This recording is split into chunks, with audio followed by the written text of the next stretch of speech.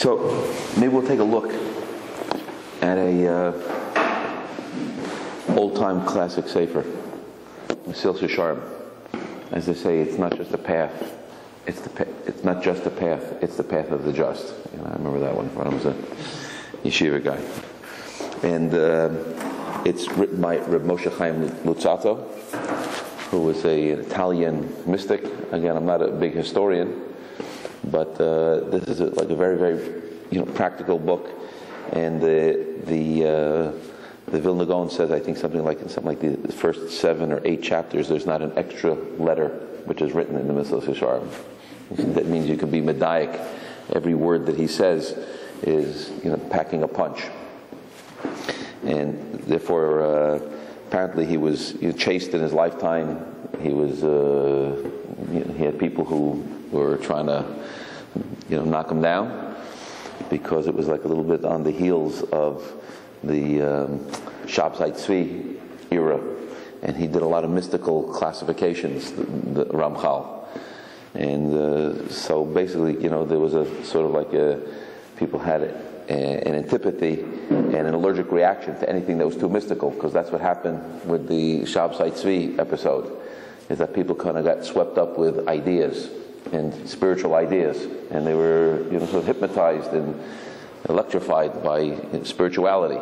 In Judaism, we know that things work. Interesting. This is something profoundly unique about Yiddishkeit, and that is we don't create halacha from philosophy. A lot of people, try to ask in the other direction. So if the most important thing is this, then how come we learn our philosophy from the halacha and not the halacha from the philosophy?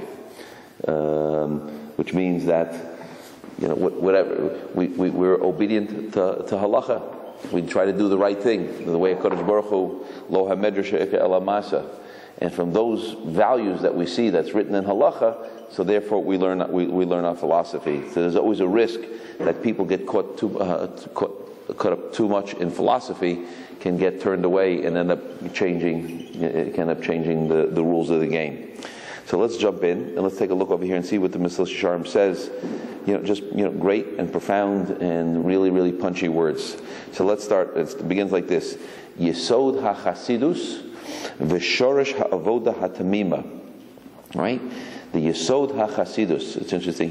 The old time style was like also you find by Zmiros, that you take the beginning letter of every word and it spells out the name of HaKadosh Baruch Hu. Yessod Yud Hachassidut is a Hey, V shoresh Vav. Avoda begins with a Hey also, Yud K Vav K. So right away he encodes the name of HaKadosh Baruch Hu. So we can begin to already start to figure certain things out over here from the different languages that he's using. Yessod Hachassidut, the foundation of Chassidus.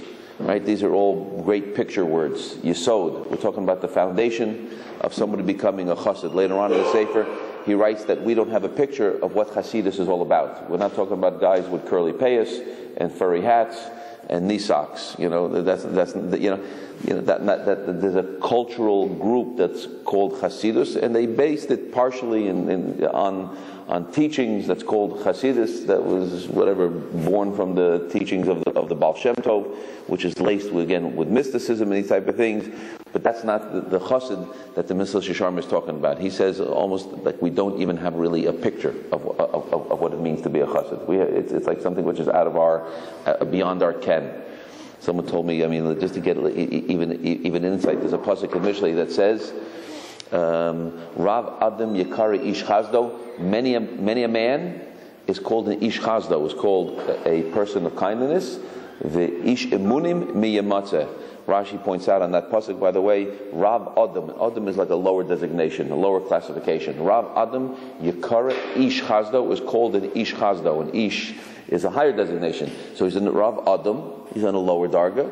A generic is called an Ish, like an Ish Moshe is called an Ish Chazdo. He's called an Ish Chazdo. That doesn't mean that what he is. That's what he is. So he's an Adam, and he's called the Ish Chazdo. He's getting the Chesed Award and being, honored at the yeshiva dinner at the for the local moised or whatever. He's called an Ish Chazdo. He did something, he donated something, he participated in some project or whatever. So for that, he merits being called an Ish Chazdo, although he's an Adam. Or Rav Adam Yikar Ish Chazdo. The Ish Emunim, but a real Ish Emunim, Miyamatzeh. Who can find such a thing? It's hard. It means a little bit more than it's hard to find good help. A couple of weeks ago we spoke about the Meradlim. So there were 10 great people that went and they got dissuaded, but there was 2 people that managed, for whatever reason, to stay loyal to the mission and not to be deterred and not to be blown off course. We're not just talking about sitting and learning for a couple of years in yeshiva and getting excited, but then what happens afterwards? What happens afterwards? What happens when the excitement begins to wane, and what goes with the fellow when the fellow goes out into the business world, and suddenly he's Torah. You take a look at the Rambam in Hilchos Talmud Torah, and he goes through a whole list of people who are obligated to learn Torah. He's talking an Oni who has to go and knock on doors, a Bal Yisurin, people Cholim. Everybody's obligated to learn Torah. And at the end of his list, right, what did he say? He says even a husband who has children. So once a person gets involved with the mechanics of life and having to earn a living and pay tuition and all these different things. So he says, and even if you're going through a whole list of people you think that would be put from learning, he says, no, this was obligated. Even someone who has children, has a wife and children, because it becomes pretty challenging. So one of my boys told me that when Rev Dunner Diane Dunner from England was maspid Rev Elyashiv, so he told over an amazing thing that he said that there was an American fellow who had once learned in Eretz Israel many decades ago, and he used to go visit a little shtibel and used to find a quiet place to learn in a shtibel in Yerushalayim someplace. And he came back almost 50 years later, and he saw Rabbi Yashav was sitting there, a man in his 60s. And he said to him, he says, whatever happened? He says, I used to come here, 5 decades ago.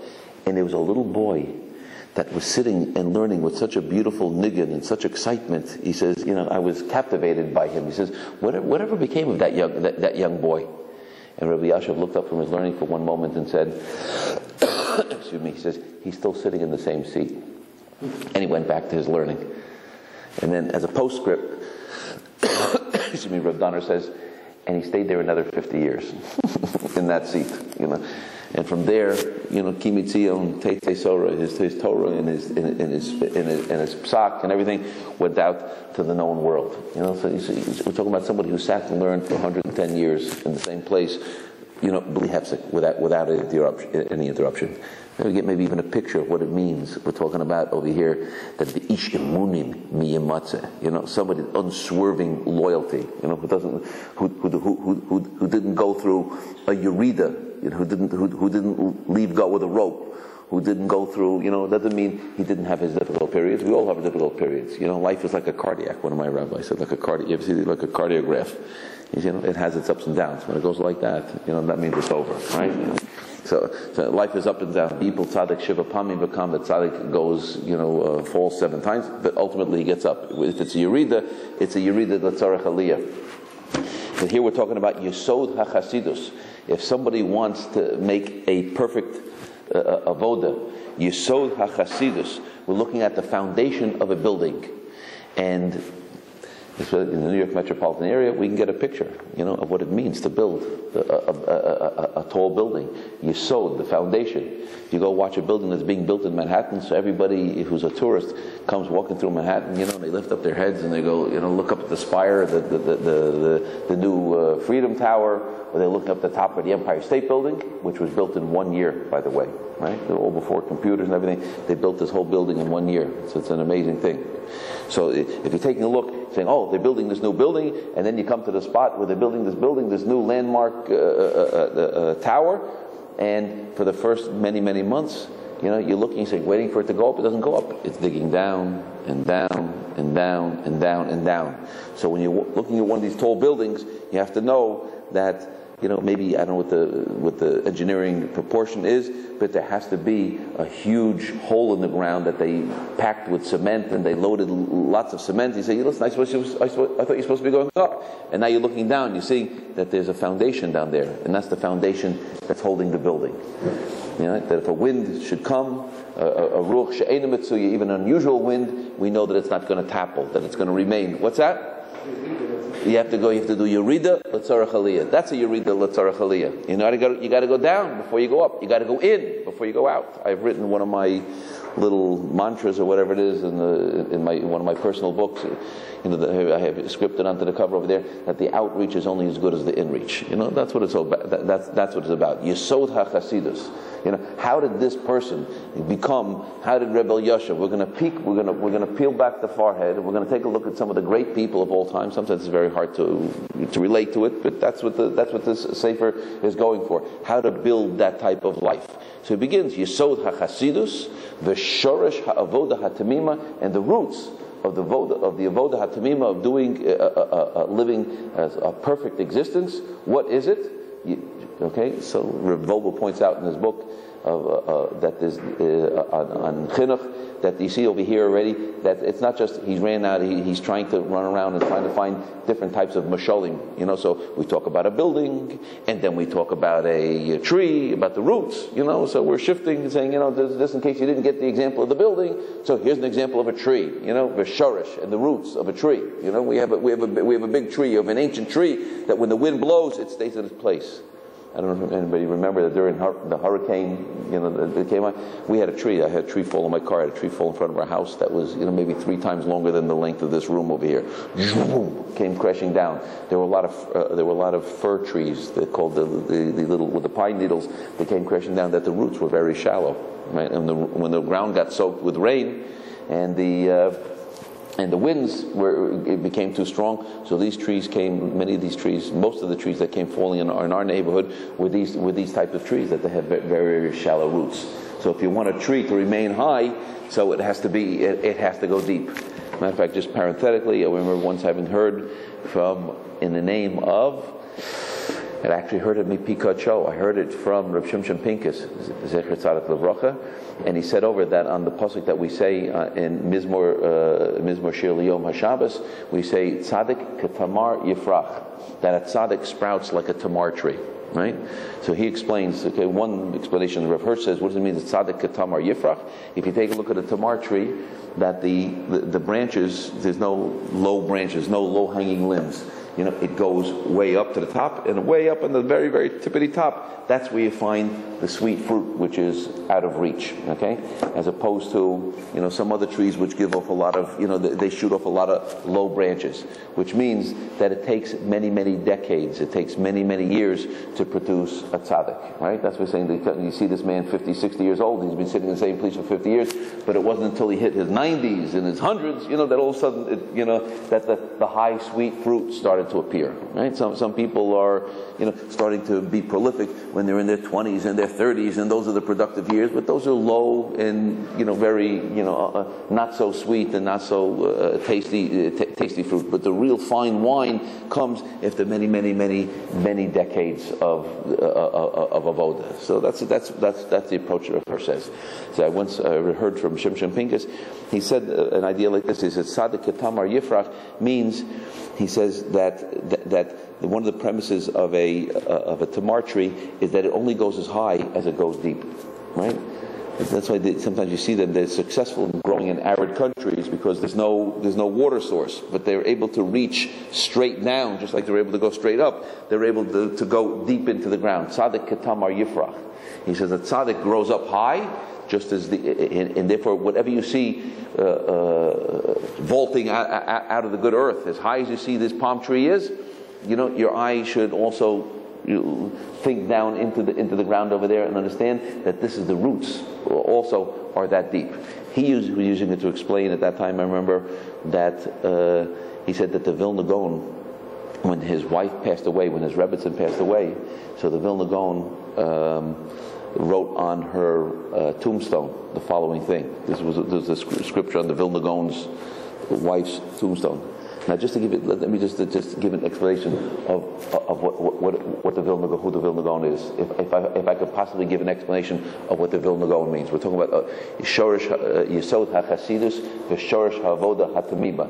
He was called the Vilna Gaon. He might be the last picture of a chassid that we can ever possibly imagine. He was called a chassid, even though he might have battled against Chassidus, but he himself was called a chassid. He says, I remember one of my Rebbeim once told us the following thing. He said that Rabbi Label Lam, who was his famous student, the Nefesh Chaim, he writes in the introduction to a sefer, I have the sefer at home, where he says the following thing, that he says that what we have from the writings of the Vilna Gaon, and we have we can fill up a big chunky library, a big room with the writings of the Vilna Gaon. And even the writings that we have are very terse and sparse writings. He wrote in a very telegraphed fashion, not in long, elaborate paragraphs, I in here, I in this one, but we could fill up volumes in Nister and Nigla and all kinds of different things having to do with Zohar and Shulchan Aruch and Shas and all kinds of different things. And Tanakh, everything he wrote on. And so he says, so the Chaim Volozhin said that what we have from the writings of the Vilna Gaon, he says, is a tipa min hayam, a drop from the ocean, bli guzma, without exaggeration. Rav Aaron Kotler writes as an introduction to that introduction, sometimes, we start adding on hakdamas. Just like when you have a hiratzon that you say before you do a mitzvah. Sometimes the hiratzon needs a hiratzon. Sometimes the hakdama needs a hakdama. It needs an introduction, needs an introduction. So for Aaron Kotler, it takes one to know one's not for me to put a haskama on his haskama. But Rav Aaron Kotler, right, he writes the following thing. He says that when Rav Chaim Volozhin said bli guzma, when he said he meant bli guzma, without exaggeration. Okay, so we know that the guzma, the exaggeration, was no exaggeration. And I remember one of my Rebbeim telling us, he says about this, he says, and it set his mind on fire. He said, we're talking about this Rebbe of mine, it's a Talmud Chacham Atzum. And he's one of these people that definitely passes the pin test. That means you put the pin through the Talmud, and he'll tell you which page it's hitting all the way down, through all the many, many pages of the Talmud. And he sat there with his elbows when he went to Eretz Yisrael. When he was married, it took him, I think, 2.5 months or something like that. He took a slow boat, maybe 6 weeks or 2 months. He took a slow boat to Eretz Yisrael, where he lived for 14 years afterwards. And he sat there with his elbows on which is the edge of the boat, looking out, knowing that there's ocean another 3,000 miles in this direction and a few thousand miles behind, and in certain places it's 6 and 7 miles deep, and imagining how much water there is in that ocean. And he says, and every once in a while he would just get caught in this reverie, this contemplative reverie, saying to himself, bli guzma, bli guzma, a tipa min hayam, bli guzma, a drop from the ocean. That means we're only seeing the little tip of the iceberg of who this person really is. Can you imagine such a thing? When they asked Reb Chaim Volozhin, who was your Rebbe like? Maybe he was like a Rishon. Maybe he was like a Tana. Maybe he was like an Amora. What was he? From which era was he? Was he a throwback to? And to show that he didn't have an exaggerated picture of his Rebbe, he said, Ulai ke Ramban. Maybe he was like the Ramban. So he didn't think that he had some kind of an exaggerated picture of his Rebbe. So we get a picture of what type of people we're talking about. The Chofetz Levavos says an amazing, frightening, deep thing in the Shar having to do with bitachon. And he says something that Rav Volber writes also in the introduction to his Sefer, Alei Shor. He brings this piece of Chofetz Levavos that it's worthwhile to take a look inside. And the Chofetz Levavos says the following thing, something that you and I would not feel comfortable saying, and nobody would have the guts to say it if the Chofetz Levavos himself, a Rishon, didn't say it. He says the following thing. He said that there's two types of arenas of mitzvahs. There's mitzvahs that are hidden, and there's mitzvahs that are revealed. There's nigla and there's nister, part of a mitzvah. We're not talking about spirit. We're not talking about mystical part of the mitzvah. We're talking about, he says, there's chovos levavos, the duties of the heart, which is not recognizable. It's not nicker. It can't be seen what your real kavana, what your real intention is, right? And then there's and then there's another part of mitzvahs that's benigla, that people see that you're putting on tefillin, and people see that you're shuckling and davening, and people see what your conduct is all about. So he says the following thing, the Chovos HaLevavos, and he said he's trying to explain how come the Torah doesn't talk about Olam Haba. How come the Torah doesn't tell us anything about Olam Haba? And he takes a number of different approaches. So one of the things one of the explanations he gives why the Torah doesn't talk about Olam Haba, he says it's because it's not a quid pro quo. It's not just something you come to Kodesh Baruch Hu that it says if you do these mitzvahs, you're going to get the next world. You do this mitzvah, you're going to get the next world. It's not a business deal. Like somebody came to the rabbi and he said that Rabbi, I'm not getting along with my wife too good. What do you think I should do? I don't know where we're going wrong. We're not communicating. She doesn't she doesn't smile at me. She's like I've lost it. And the rabbi says, I don't know. He says, did you ever buy her flowers? No. Not even an Erev Shabbos? No. Was I supposed to get her flowers? Hello? Did you learn anything besides halachas in the chassan class? Yes, I must have been absent that day. I never knew about that. So the rabbi says, get her some flowers. He goes, that's a very good idea.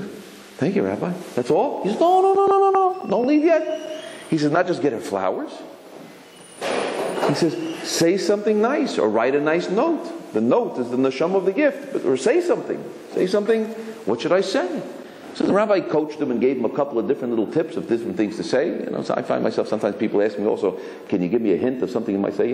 Today I consider myself the luckiest man on the face of the earth. Like the old Lou Gehrig speech, okay?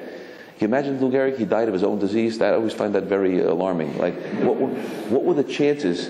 What were the chances that someone dies of his own disease? That is like, I don't know.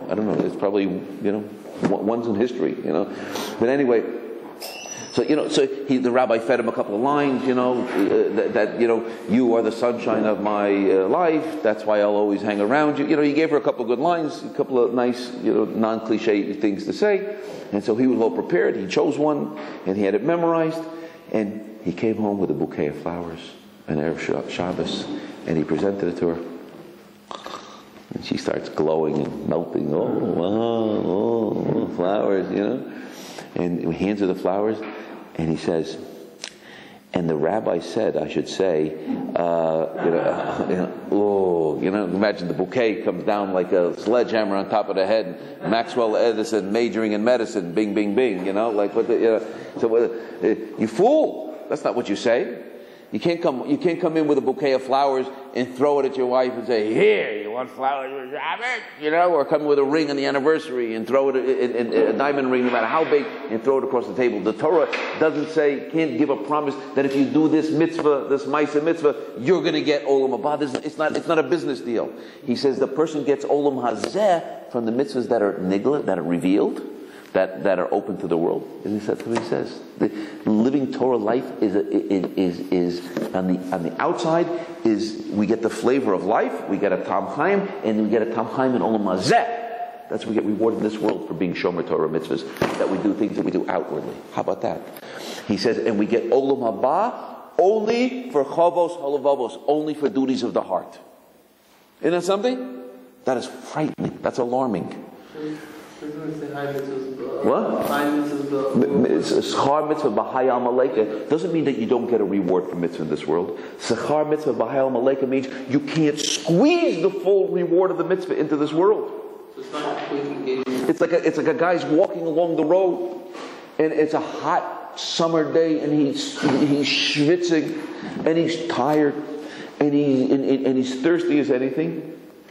And he's 2.5 blocks from the bank, and he's got a check in his pocket for $2 million.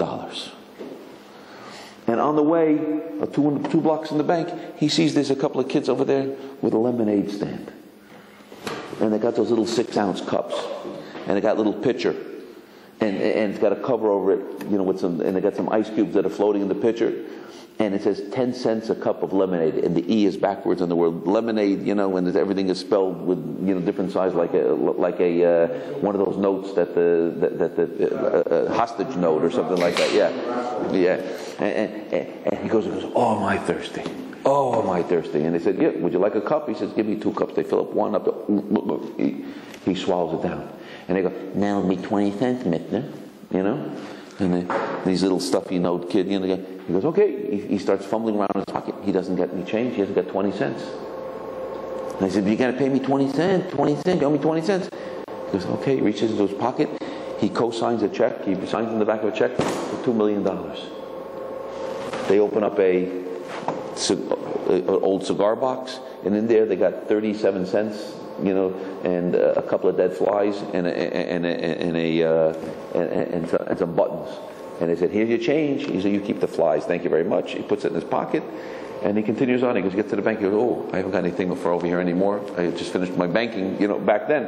And we look at him and say, fool, what did you try to drink in lemonade over here in this world over here? 2 cups right before you get it, right? You cashed in for something that there's no value. They haven't got enough lemonade to feed you in this world. You only got one mouth. You only got one tongue. You're not going to drink $2 million worth of lemonade. So schar mitzvah, the reward of a mitzvah, schar mitzvah b'ha'al malaika. So the Chovos HaLevavos says a person gets olam haba only for the Chovos HaLevavos. I remember when I was a bacher in yeshiva, we had come to visit us one time the Manchester Rav. Maybe some people heard of the Manchester Rav, Rabbi Yehuda Zev Segal. I remember seeing him a couple of times also. He came on Shabbos. His face was on fire on Shabbos. You never saw it lit up like a light bulb. He was a beautiful, beautiful Hadras Panim. Unbelievable. And he was a tzaddik. He was Nizar in Lashon Hara. And I remember we were davening Mincha in Yeshiva. It was a Tuesday afternoon, I believe. And I finished my Shemona Esrei, cha-cha-cha, finished up. And we're all waiting there for another 10, 15 minutes, and he was bent over like a broken lulav, and he was crying, like we wish we could catch out some tears on Yom Kippur times a million. And I remember shouldering up to my, the fellow who's standing next to me in davening, like not knowing what I'm witnessing. I didn't have the eyes for appreciating what was going on. I don't know if I even do today. And I remember whispering to the guy next to me. I said, I wonder what he did wrong. That must have been a big one. I don't know what I'm looking at. A couple of Shabbos later, we're sitting at one of the Rebbeim's house on Shabbos, and the rabbi tells us, he says, Rav Segal, Rav Moshe Feinstein said that Rav Segal is one of those 36 hidden tzaddikim.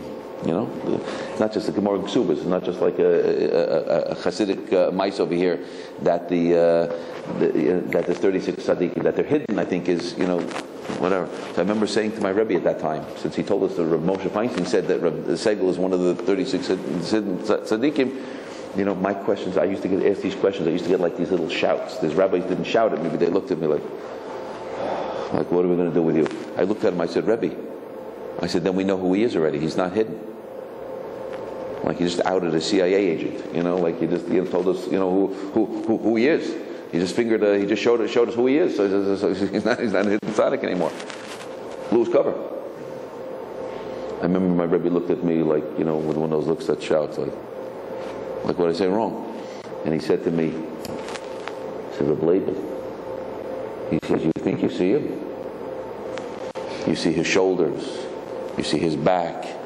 You see his hands. You see his fingernails. He says, you see his beard, but you don't see him. He says, you're looking at the tip of the iceberg over here.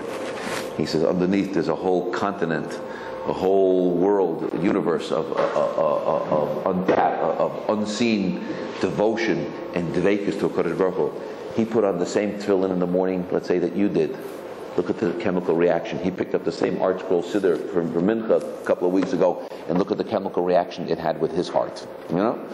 So we get olam haba only for Chovos HaLevavos. That means that there's what's that? What's that? 4 pairs of tefillin. But besides the Maisa mitzvah, there's something underneath over there, and that's what we're talking about over here. That Yessod Hachassidut V, shoresh avoda Hatmima, to try to build a building, but that doesn't have a Yessod, that doesn't have a foundation, a hidden foundation, is not going to be a long-lasting building. It's going to collapse. It's going to fall over. And to try to launch a tree, to build a tree that the first wind that's going to come is going to blow it down, is not to put up a proper tree. He says the foundation of these people is not what you see. That's why some people had objections to these art scrolls svarim that write. You see, like what the person he mastered the shas by the time he was 3, and he was already rosh kolol by he was 7, and he was and he was giving shiurim, and he was in the Beis Din when he was 13, and all but we missed out on seeing the avoda that went in. What is the secret? So he says, Yessod Hachassidut V, shoresh avoda Hatmima, and Rabbi Label goes on to point out that there's 2 different parts over there. One is the Yessod, when it comes to there's a building and there's a shoresh, and it's another thing called Zriya. Like we say, Tzemach David Avdacha, Ubinyan Beis Hamikdash. There's building and there's seeding. He talks in education, there's 2 different parts. Sometimes you can accelerate the building part. You can try to say, I'm going to memorize vocabulary words, but then there's another part that you can't accelerate, which has to do with how much is seeping into the heart. Everybody's got their own season. Everybody's got their own timing, when it's going to catch fire, when it's going to take place. You can't put somebody on a calendar or on a clock, when they're supposed to be ripe and when they're supposed to be ready, because everybody's different. That's why for years I worked with different curative organizations. Sometimes they get angry. You have to get this person to come to Shabbos already. These are all such private decisions. You have to get them married by a certain time. This person, he's not ready yet. He's not ready for Shabbos. He's not ready to make the commitment. When the person's ready, he'll make the decision himself. You can't push somebody to do something that they themselves are not ready to do. You can push somebody to try something and say, listen, you encourage them strongly, but you can't make somebody make the commitment because that's such a private, deep, personal decision that they have to make. It comes to come from the person himself. So Yessod Hachassidut V, shoresh avoda Hatmima. A person can sometimes accelerate the building part. This building has to go up in a year, and you can make it go up in a year. But a tree, the roots have to take time for the tree to develop and for it suddenly to grow. A bamboo tree sits small for years, and then in a couple of weeks, it shoots up hundreds of feet tall. Everything happens in a different system. Yeah. Now the cicadas that they're submerged for 17 years. 17 years. They're coming out all of a sudden right now for like 2 weeks. That they're all over the place. For 17 years you don't see them, but they're buried. They're buried. They're doing stuff that we can't see. That's out of sight. Right? So these are the 2 aspects over here. So one is the building and one is the tree. It's 2 different systems. He says, so what is it? He says, so what is it? What is this hidden part? Yessod Hachassidut V, shoresh avoda Hatmima. Who? And now we get into the guts of what makes it all happen. Who she is barer, v'yis ames etzel ha'adam. 2 things. That the person, she is barer, like we have in Hilchos Shabbos, barer, right? What is the halacha of what is the malacha of borer? Borer is that you're not allowed to do is you're not allowed to take ochel the psolos mitoch ochel. You're not allowed to take out. You got the carrots and the peas, right? And you don't like the carrots, so you take out the carrots. That's not good. Taking away. That's what we don't do on Shabbos. But there is a positive. Why? Because it's a creative act. Is to filter out and to take away and to remove those things. So it really is filtering out and removing. It's filtering. Isn't that something? Nowadays, what was it? It was a little more than a year ago. We had the Asifa, right? And one of the big pushes at that time was, you got to get a filter, right? You got to get a filter. As a matter of fact, we need a filter. That's what he's talking about here. What makes the difference between somebody making it big and somebody not making it big? Is a filter. We need a filter. What's the difference between a crazy person and everybody else? I once heard from one of my Rebbeim, he explained something very, very amazing. He said that just like there's machshava, dibor, and maisa, that's how things come into reality. Starts with a thought, right? And then it filters down it trickles down into speech, and then it comes into action. He says, in the world of machshava, there's a machshava de machshava, there's a dibor de machshava, and there's a maisa de machshava. You hear this? So there's some things that the Gemara says that certain things the person that's saved from every day, like hirurim ra'im. Different times a thought will flit across a person's mind. But it remains a light thought. Sometimes something comes across your field of vision and you see it. You saw it. What can I do? What can I do? So that thing happened, and it triggered a little thought in my mind, but I didn't develop it. Somebody asked Rav Moshe Shapiro one time. He said, Rabbi, I don't understand. A couple of weeks ago, we talked about in Parshas Shlach. It says that if you see the Tchelis, Gemara says when you see the Tchelis, right? The Tchelis reminds you of the ocean, which reminds you of the sea which reminds you of the sky, which reminds you of the Kisei Adin. And somebody asked Rav Moshe Shapiro, said, Rabbi, I don't understand it. My mind doesn't work that way. When I see the Tchelis, how's it supposed to remind you of the sea? The blue reminds you of the sky, which reminds you of Kisei Adin, which reminds you of the active eye of a Kodesh Baruch Hu, the watchful eye of a Kodesh Baruch Hu, the little blue light over here that's recording and listening. Dam mala mala mimcha, ayin ro'eh, v'ozen shemas, v'chol masachet b'sefer nektam. How is that supposed to remind you?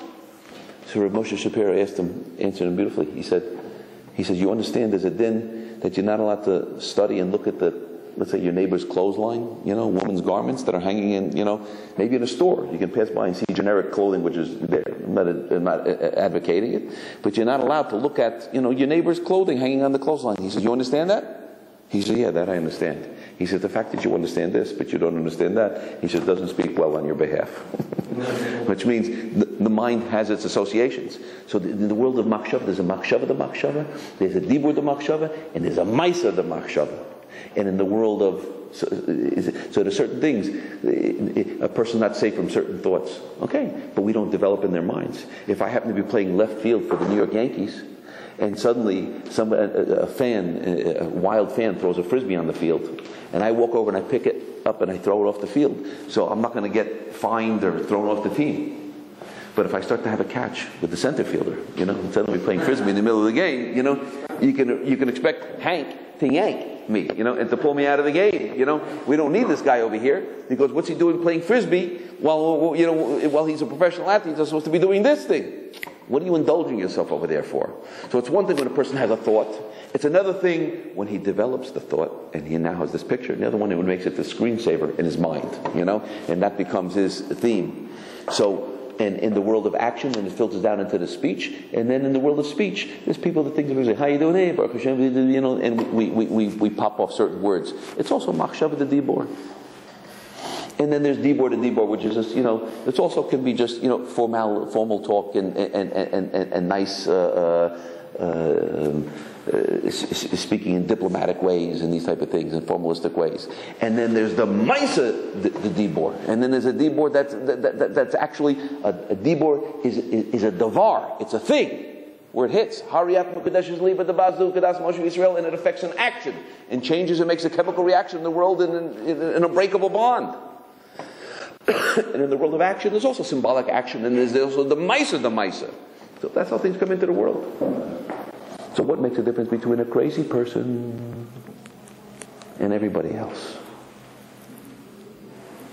And the answer is that a crazy person, you hear about these things that happen in the world, mamish mishagoyim, mamish mishagoyim.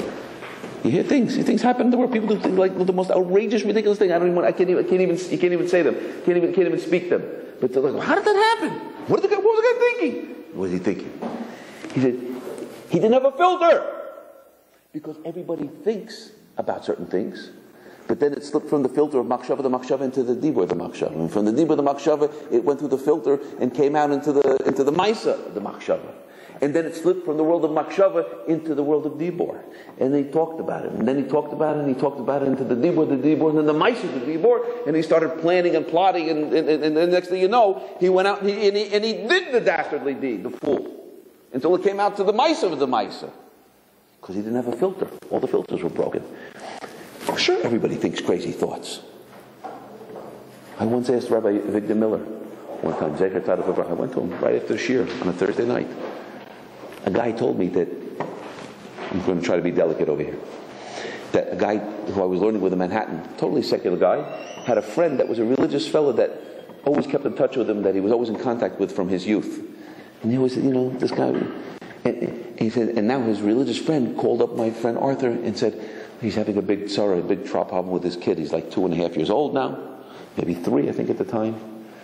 He says, and they took him to a psychologist, He's trying on dresses, and he's doing all kinds of different things, The kid can come from a lot of different things. I remember one of my girls putting on a yarmulke all the time, putting on her brother's yarmulke, wearing a tzitzis. My wife and I flipped, It was a weird thing, And then she tried to do all these boyish things. It was crazy. We were like, what's going on here?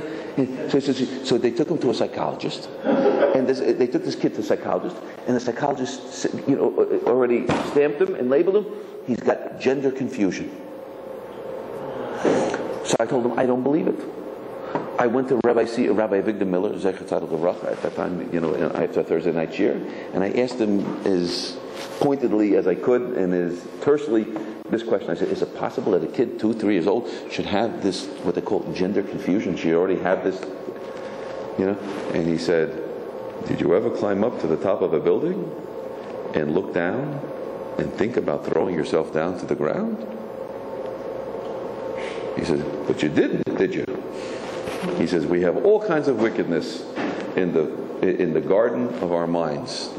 He says, but we don't let all of it develop and flower, or something like that, And then he walked on with with his, wry smile. Bing, Let everything develop. Not everything that we think, should be printed. Not everything that's, said should be written. Not everything that's written should be published. Once we're publishing it in our minds, and once we're developing it, so then we're deciding through the filtering process what stays and what goes, what lives and what dies, what has a kiyum and what doesn't have a kiyum in our mind. So what makes the difference between a crazy person and everybody else is a crazy person has no filter. And we live in a world where most of the people, except maybe a couple of frum people and a couple of mishagayim like us, they're saying, the gedolim, the tzaddikim, the rabbanim, and maybe there's some stalwart, conservative-minded people also in the world that also say, something, you got to employ a filter over here, right? Not everything, you shouldn't be thinking everything, you shouldn't be looking at everything, you shouldn't be doing everything that comes in, everything should not be developed in the mind. That's what we're talking about over here. So the same thing when it comes to developing great people. So we're talking about over here that Yessod Hachassidut V, shoresh avoda, hushi is bara, that the person should filter out. Is to filter out. We need a filter. One person needs a filter in their mind. And what is it? She is bara v'yes ames etzel ha'adam. And the person now has to take, once he filters out, we have to find out what are we filtering out, what are we filtering for. It's not just a filter because we're meant to be prudish, a filter because things could go wrong. He says she is barer, to filter out, v'yes ames, and then to amplify, to make truth, to understand how true and to what extent true, and to how important true it should be to us. Ma chovaso ba'ad olamo. What is his obligation in the world? What am I in this world to do? What is my mission? That's what he's talking about over here. What makes a difference between the great person and everybody else is that the great person has a clarity on what's my mission. That's all. And everybody else, it's not clear. Or there's a lot of other clouding and distracting and interfering information that's flooding into the mind, that's drowning out and crushing and diffusing this mission. I think Rabbi Yessod Salanter said a person is a drop of intellect in a sea of instinct. And if a person can focus in on that piece of intellect over there, and to filter out that sea of emotion and passion, and somehow get focused on what it is that I'm supposed to do, then he can stay like a laser beam. I remember one Motzi Shabbos, it was one evening, I went out to daven Marav. I'm not going to say exactly where, because I think it would be inappropriate to give an exact name. Excuse me for 1 second. And I went to daven Marav in a shtibel, someplace. It wasn't a shtibel, it was quite a whatever. And there was a bunch of guys there, Yoshvei Kronos, a bunch of, hippity hop kidding guys over there. Chassidish guys, Tuna Beigel, you know what I mean?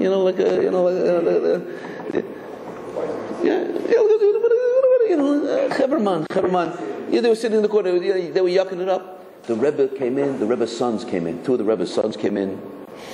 And these guys was in the back of the shul. They had like these laser pointers, those red laser pointers, and I was standing, like in front of them, but I could see that they were making all kinds of different marks on the back of the Rebbe's, son's, hat and his neck, and they were like, it doesn't hit anybody, it doesn't hurt anybody from that distance, and no one can tell. And they were starting to snicker, and I'll tell you the truth, it threw me off a little bit, and it got me, snickering a little bit also. Sometimes, okay, I have to okay, this is not right. I have to remind myself, pull it in, and close my eyes, and get back into davening. But they were doing distracting stuff, and disrespectful. It was totally, inappropriate, disrespectful. It was not. It didn't fit with davening. Didn't fit with the covet that was due. The Rebbe's children. It was okay. And as I was, leaving the building, so I noticed that they were sort of hunkered in the corner together like a little huddle, yucking it up still about different things. And I was thinking, say something, not say something. Who am I? Who am I? But as I passed by, something hit me. I said, okay, maybe if I can do it in such a way that it'll be a delicate surgery over here without, starting up. Let me give it a try over here. And I came into the huddle just very briefly, and I said to them, guys, or both sides, I said, you know what we can learn from a laser pointer? They go, oh, interesting. I said, that if you focus, you can go very, very far. I said, and if you don't, you're not going anywhere. Have a good night. I left. If a person can take the light of his mind and focus it like a laser beam on one thing, even let's say you're going to learn to be a specialist in something for the next 5 years, okay? Let's not go 100 years. Let's not talk 50 years in the same base medrash. But you want to become an expert in medrash, let's say. Medrash Tehillim. I don't know. Maybe just Tehillim. Maybe just halachas of tefillin. Maybe this is the halachas of mezuzah. You're going to become meshuga la'osa davar. Right? You're going to become an expert in something. The person really should only learn. We learn in yeshiva, and we learn to learn. There's a core curriculum of things that we should be learning. But part of it is really just to get an appetite so we can learn the things that we really have a heart and a pull that we're attracted to learn. But once you figure out what your major is and what you want to, so you learn to keep learning the core curriculum. Your Marba Sedra, you learn the Parsha, and you try to keep up with the Dafa Yomi or the Halacha Yomi. These are like your generic. You're going shopping. These are your generic food. But there's a specialty. There's a certain thing that you focus in on, and you spend the next 5 years. Tell me, in the next 5 years, you're not going to become in the 95th percentile of people who are expert in that subject. Right? Let's think about it for a second. For 5 years, most people know it pretty well. In this area. They spent a little bit of time thinking about it. You're going to learn the Mesilsi Sharm for the next 5 years. You're going to learn the Chovos Levavos for the next 5 years. And you're going to go over it. And when you see a different parish, or you see a different translation, and you're going to get it that safer, and you're going to designate money for it, and you're going to set aside time for it, and you're going to dig your toenails into it. You're going to learn Sefer Chinuch, and you're going to learn Tamei HaMitzvahs, and you're going to know the 613 mitzvahs. You're going to know the order and the Seder, and you're going to write notes on it, and you're going to really put yourself into it like you're going to get a master's degree and a doctorate degree in the next 5 years in that subject. Tell me if you will not be in the next in the 95th percentile.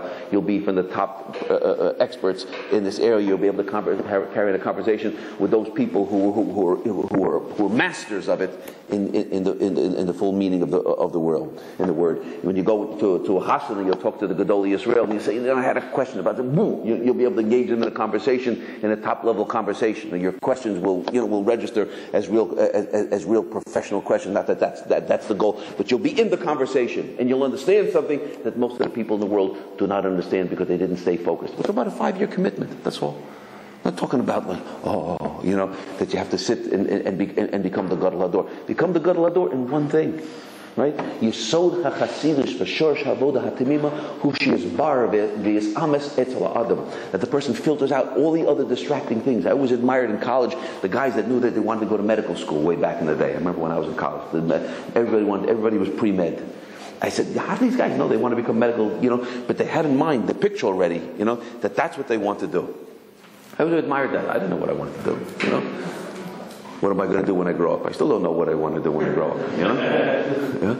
But I admired the fact that at least they had a picture in their mind of that, driving a Mercedes and having and golfing every Tuesday or something like that, whatever it was, or helping people, or walking with the white lab coat with the stethoscope and hearing their name in the hospital, Dr. Schwartz, Dr. Schwartz, like whatever it was that was attractive to them, it put them into gear that now they're ready to take those difficult biochem classes and the biology classes and to suffer the slings and arrows of outrageous fortune and all the difficulties that are going to come with trying to climb that 12, 13, 14-year climb till they finished with their internship, and finally they can open up their practice, begin to pay back the bills, and then go beyond and make some money for themselves. I'm not sure it's such a profitable adventure these days, okay? And it will be in the next couple of years.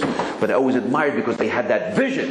And that's what it says, Yessod Hachassidut V, avoda Hatmima, who she is baravis ames etzel adam machavasa ba'olamo. What was I put into this world for? What is my obligation? Ulamat sarich sheyasim, and what is it that it's necessary that you should put? Magmaso. Mavato magmaso. Let's see if I get this straight over here. What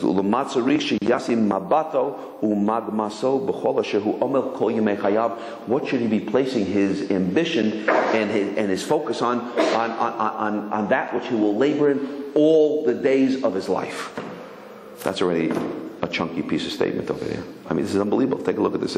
He says that means there's two things. One is the long-term glance, and the other one is the short-term glance. The long-term picture, the long-term vision is that the person imagines that I'm going to be a doctor in 12 years.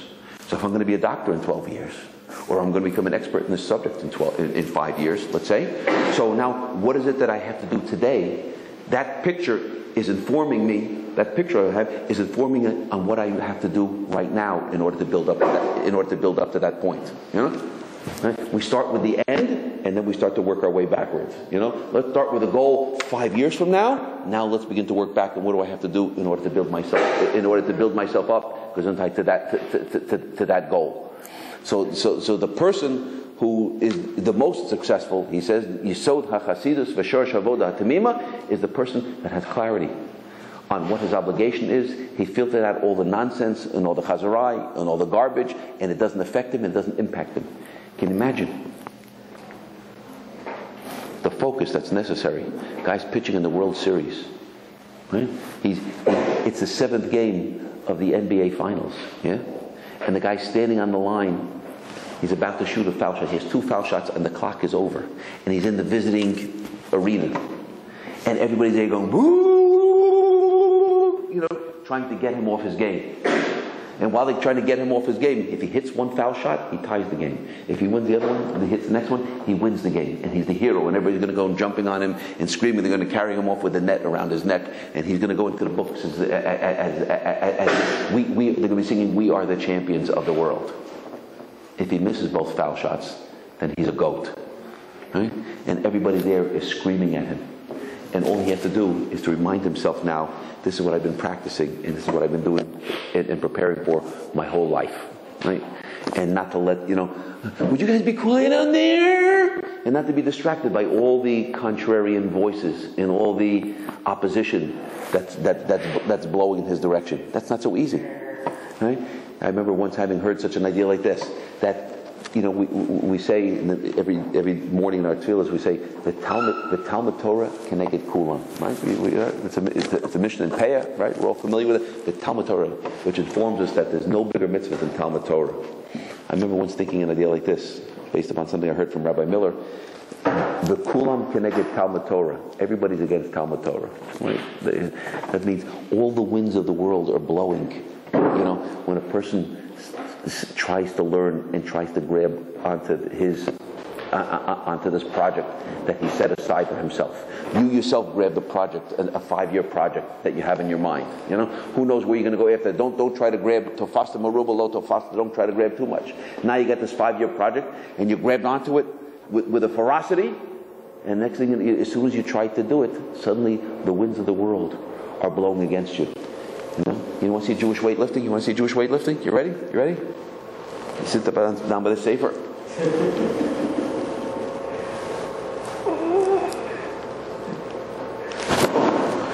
Right? Opening up the sefer. Beginning. Rashi says, Kol haschalos kashos. All beginnings get started. Getting started is the most difficult thing. Right? What's that? To just start. A person's got to start. You start the project.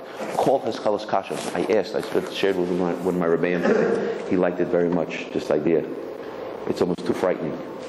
I asked a young Rosh Hashiva one time. I had this question. I said, Rebbe, how come if Rashi says Kol Haskalas Kashas, then why do we find a phenomenon that at the beginning of the Zman, when the yeshiva begins, September, whatever it is, everybody's on fire with enthusiasm, and 3 weeks later the embers are dull. It should be the other way around. It should be that it starts out dull and difficult, and then later on the lights go. How come it's the other way around? There's a lot of enthusiasm, and then everything goes the opposite. Rabbi Label says Kol Haskalas Kashas. He says that's why we have to put the kashas is at the beginning. That's why Hine Yom Adin we start out with a standard at the beginning. What's that? Revolver. But this young Rosh Hashiva said the following thing to me, which I would put in the category of, even though the Kutzker didn't say it, it's a Kutzker-esque vort. He said the following thing. He says, why if Kol Haskalas Kashas, why do you find often that the beginning of the Zman is met with such hislavus and enthusiasm, only a few weeks later to sort of mellow out? And he says because for a lot of people, he says that's not the beginning, that's the end. They're starting out with like a reform or conservative bar mitzvah. It's the goodbye party already. And then afterwards, it's over. They give that good sprint in the beginning. Said, at the beginning of the marathon, they're leading and they're running, and they say, I can't keep up this pace for 26 miles. But they haven't got the picture of the pace which is necessary to make it to the end. The quiet fellow, the fellow who has his picture on the goal, the one who's going to realize that it's not a sprint, it's a long distance run, and he has his focus on the run. Like instead of the rabbit, he's like the hare that's going to stay with it. He's going to stay with the program, and says, I'm going to hang on to this 5-year goal, and at the end of 5 years, I'm going to be an expert in. Let me choose my subject carefully. Let me go take a look and see what it is that I'm going to put myself into. The Talmud Torah keneged kulam, the kulam keneged Talmud Torah. Because when a person begins to learn, then you realize you're fighting against the battle of the whole world. Maybe we'll just finish up in 1 minute later on. The Mesilas Yesharim says the following thing. On the next page, he says, V'nimsa, famous line over here. V'nimsa, right? Ha'adam, he says this whole world is kol inyani olam hazeh nisyonos heim ha'adam. He says v'nimsa, and the result is ha'adam musam betok machama chazaka. The person finds himself in the midst of a raging battle. Panam va'achar, in front of him and in back of him. And I remember one time starting this sefer, it took me years to get to the sefer because the Yetzer Hara had me getting stuck in the introduction about 14 times before I said, let's skip the introduction and let's get to the sefer itself. There was a big klip over here, a big shell, that I couldn't get through the shell of the introduction. Yeah, and then I remember it was by the end of the summer Zman which ended with Tisha B'Av, and then began the 3 weeks. That's after the 3 weeks where the yeshiva would be off for 3 weeks. And I sat with a young South African fella, real fiery fella, and we got to the point where we just reached that second page of the Mesilas Yesharim, and he says that the truth, realizing of course that the Vilna Gaon said there's not an extra word over here, that the result is, the truth is, the existential realities, we find ourselves in the midst of a raging battle. Panav v'achor. And we sat over there in the peace and quiet of a beautiful upstate yeshiva with all the food being served to us. All you have to do, if you had a few dollars in your pocket, you can get your shoes polished and, get a few sweeties for Shabbos. Which milchama? Which battle are we talking about? There was no wars going on at the world at that time. The Cold War had ended. There was no, war in any part of the world that it happened to be quite a piece of. Which war? Is this some kind of like a paranoid mindset that we have here? Kulam keneged Talmud Torah, the world is against you. Some kind of a culty, pep talk. Like we got to fight against the world. And so we closed the book for the summer Zman with that question percolating in our minds. So when a person asks a good enough question, I usually find that the answer and some explanation for the answer happens within the next 24 hours, right nearby. So the next day, after Tisha B'Av, so we took our swim gear, we took our shorts and sandalim and everything, and we went upstate New York to the Delaware Water Gap, right, where New Jersey, Pennsylvania, and New York intersect. And there's a place where there's like a 14-mile stretch where you drive up to you park your car in the bottom, right? There's the trailer that takes you up to the top, and you take a canoe, all the way down the 14-mile stretch. And it's amazing. It's beautiful. I remember it was a beautiful blue, glowing blue sky. The trees were on fire with bright green. We were jumping around in the rapids, and we had two fellows each in two canoes, and we were knocking away, and we went through all the rough area, and we were shouting, "This is great! This is great, guys! This is unbelievable!" We had the sun in our faces. We looked up, and we were in this beautiful envelope of beauty. It was amazing. We shot the rapids, and suddenly the river opens up wide like a lake. And we decided, we're getting to the last less than quarter of the trip. Let's give ourselves a reward. We paddled off to the side where there's these giant slabs of rock, and we pulled the canoes up to the side, and we said, let's strip down into our shorts, and let's go into the water and flop around ourselves and give ourselves a little cooling off swim. And I remember lying there on my back, the dead man's float, whatever, maybe it's the other way around, and I'm lying there looking up at the blue and looking up at the green and saying, "Guys, we got to come back here with some other fellows. We got to tell them about this. This is too unbelievable." I said, "This is really incredible." And I came up to the dog paddle, to say, "Hey guys, you know what? Where'd everybody go? Where's the other fellas? Where's the canoes? Where's the gray slab? Whoa, whoa, whoa, whoa, whoa, whoa, whoa, whoa. Whoa. What happened to everybody? Where'd everybody go?" And I realized they're way up there, and I'm way over here. I said, "Oh, you know something, guys?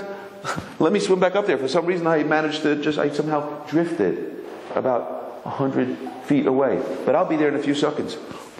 And now I realize that as I'm swimming back upstream to catch up to go back to where the other guys were, that now I'm going up the down escalator.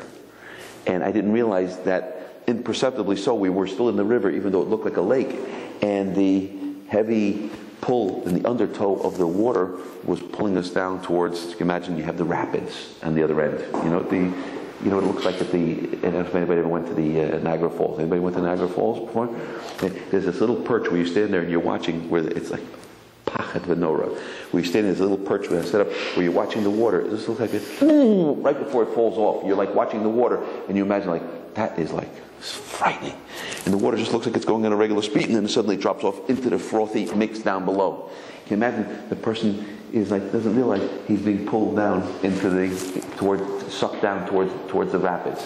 It's only when the person starts to swim upstream. By the time I got back to where everybody else was, it was 2 strokes forward, 1 stroke backward, 3 forward, 4 backward, 5, 4. My arms were broken. I was useless in the canoe after that for the last quarter of a mile. I said, "This is ridiculous." I said, and afterwards we came back, we opened up with a Silsa Sharm and said, "That's the answer. The person's in the middle of a battle. What does it mean that the person's in the middle of a battle? It doesn't mean." He says, and how come we don't feel that we're in the middle of a battle? Because if a person's floating downstream and doing the dead man's float, he's being pulled towards the rapids and he doesn't realize it. The minute you start to put up a little bit of a fight and you start to go upstream and you realize, I want to make a change, any small little change. I want to slow down when I say Ashrei. I want to slow down and say Aleinu, every word of Aleinu. That's not so easy to do, right? I want to try to get up 5 minutes earlier than I'm in the habit of getting. Isn't it amazing? When davening is at 7:15, I show up at 7:20. When davening is 7:30, I show up at 7:35. No matter what time davening is, I'm always 5 minutes late. If I could turn the clock back and get there 5 minutes early every time I show up for davening, that would be a trick. That would be an accomplishment. But it's not so easy. Then you feel the whole weight of the river pressing down against you, and then you realize that you're in the midst of a raging battle. The person who doesn't realize he's in the midst of a raging battle is because the river is pulling them down in the opposite direction. So the person who can navigate and can go upstream like a salmon, that's why tzaddikim, that's why Jewish people for all these years, they're eating lox. Why do we eat lox? Because the Malbim says by the Gid Hanasha, he explains over there that part of the body inspires not just the animal that we eat, but the part of the animal that we eat inspires different passions within a person. You eat the heart of a lion, you become Richard the Lionheart. If you eat the lower quarter of a hind animal that feeds the organs, the reproductive organs, it wakes up and inspires. You drink the blood of an animal, it wakes up your animalism. If you take that part of the animal that feeds into those organs over there, it also brings out certain passions and creates an imbalance that make it difficult for a person to withstand the tests and the difficulties of life. And therefore, Jews eat salmon, because if you eat the salmon's able to go upstream, right? And we get some of the koiches from that salmon to be people who are going up against the stream. I remember one of my rabbis telling us years ago such a beautiful story about a fellow that was out by the water. And he was a fisherman. He was schlepping in fish and selling it right there in the dock. Fresh fish. He had a beautiful sign, fresh fish.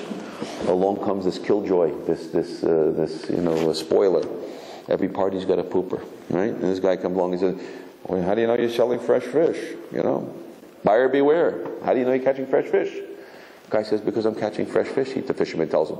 He says, "Maybe your fish are, dead fish." He says, "Fish who are dead float on the top of the water, just like live fish." He says, "Maybe your fish are dead. You have a magic net that determines, whether a fish is live or dead. How can you guarantee that your fish are really a live fish?" The fisherman says, "I can tell you that my fish are live fish." He says, "How do you know?" He says, "Because when I sweep my net in the river, I'm sweeping downstream. And the fish I'm catching are swimming upstream. And if a fish is swimming upstream, that means that he's alive. If he's going downstream, then we don't know if he's dead or we don't know if he's alive. So for a fish to go against the tide, to go against the difficulties, to manage to make that goal and to make it happen, the person has to have Yessod Hachassidut V, shoresh avoda Hatmima, who she is barer, v'es amas etzel adam. The person has to clarify that this is my obligation, this is what I should be doing, and he has to amplify it in his mind and make it large and make it real and make it palpable and flavorful in his mouth.